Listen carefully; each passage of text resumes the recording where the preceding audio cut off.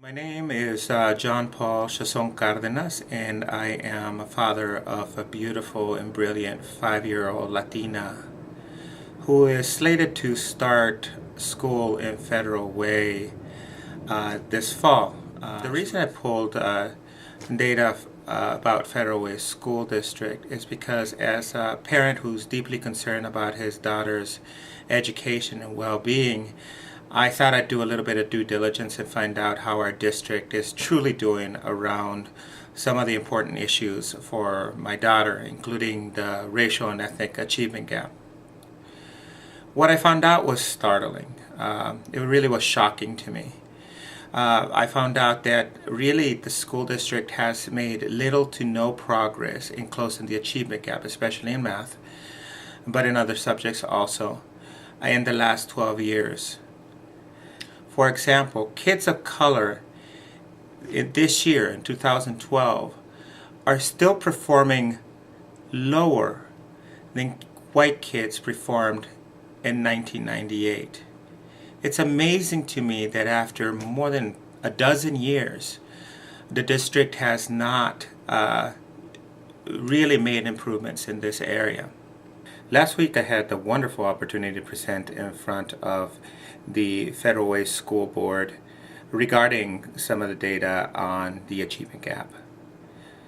It was a wonderful opportunity, and I'm grateful for the couple of minutes that I was given in order to do that. However, in the days after the presentation of the data to the school board, we had some of the board members and also some high-ranking staff at Federal Way School District really comment that, it's easy to manipulate data, that it's easy to invent data in order to make your point, and ask me why hadn't they seen this data before. And I wanted to take a few minutes in this short video to show school board members and also the community at large where they can find the data on the achievement gap. It is readily available through OSBI. That board members are community members and may not have the skills to really kind of parse out the data. But it is so simple that I think after showing it once, they'll understand that this data is the data of our district, and also it really represents the picture of how our kids of color are being failed. I'm going to start off by going to our computer desktop and then scrolling down to the Internet Explorer page and opening up Google. In the Google slot, I will put OSPI, which is the Office of Superintendent of Public Instruction, what many people think is the Department of Education in our state. And then on that page, I will go to the Data and Research area and open up the report card for our state. Every school district in the state has a report card, and all of the data that I'm presenting is from that particular report card. So here we can see the data for Federal Way School District. The initial data shows just the profile of the district, how many kids of color, etc.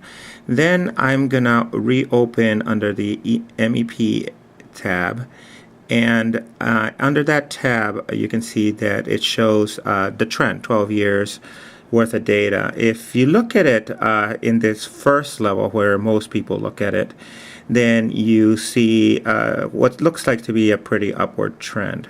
However, there is different layers that you can look at, because although it looks on the surface as a good trend, if we parse it out, if we put it out by, for example, race and ethnicity, which is what I just did, we start seeing that the picture looks very different. The graphs that you saw earlier are what I'm going to teach you to do right now. They are almost exactly the graphs that are here and based on these tables here. To start, I'm just going to copy this entire table, and then I am going to open an Excel spreadsheet. So once the Excel spreadsheet is open, I am going to place it up and open the spreadsheet, and in that spreadsheet I will simply drop or paste the same data that you see in the website. Nothing has changed. As a matter of fact, it even kept the colors. Then I'm going to highlight it. And after I highlight it, I am going to go to the next tab over, which is Insert, under Graphs, and just put a simple line chart there. I'm going to stretch it out a little bit so you can see it. One of the issues with the very small OSPI charts is that it's very difficult for anyone to be able to discern or look at the different lines and to see what's happening. So it makes it easier to simply look at a decent size when we do this. Now what you see is really a chart based on the data that we have taken off right out of the OSPI chart. I'm going to delete a couple lines to clarify this. I'm going to delete Asian American Pacific Islander because in the last 2 years we have really separated that data out into Asian American Pacific Islander, the one at the top being Asian American. Then I'm going to also take away the Native American line, which is this red one in the middle. Let me stretch it out a little bit first. Because we simply don't have enough students in our district to be able to get a consistent line or trend. Finally, that leaves us with two groups. It leaves us with white students here at the top in the blue, and also with students of color in the bottom, African American, Pacific Islanders, and Latinos. Now, these wonderful little tools here in the Format tab really allow us to manipulate the data. The first thing that I wanted to see is what's the achievement gap. And if I just went to the tab and inserted these little lines, which basically tell us what's the difference or what's the achievement gap. Those lines right there represent the achievement gap. Now I'm going to go over to the trend, and what I want to see is the question I'm asking in the next couple minutes is, if I wanted to do a forecast, if I wanted to see if these lines continue to go forward into whenever, when would the lines cross? What would happen? What we want to see is when will the achievement gap close? And as you see, when we pull, especially the 10th grade data, but it's also true for the 4th grade data, math data, there really is no intersection ever, is one of the things.